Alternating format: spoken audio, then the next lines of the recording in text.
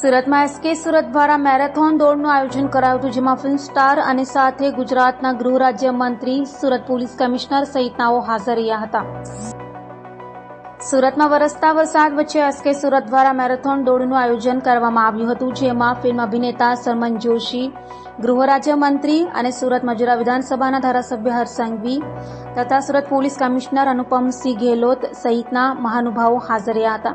તો SK Surat marathon દોડમાં મોટી સંખ્યામાં સુરતીઓ જોડાયા હતા અને વરસતા વરસાદમાં દોડ લગાવી હતી.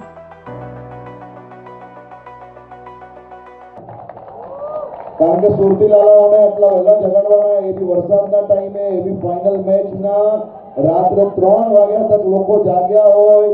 સુરત શહેરની ગલીઓ અને રોડ પર ચારે તરફ ઉત્સાહ અને ઉત્સવ ચાલતો હોય અને 2 કલાકમાં ઉઠાડીને પાછા સુરત શહેરના રોડ પર લોકોને દોડાડવા, આ લોડાના ચના ખાવા જેવી વાતો છે ભાઈ.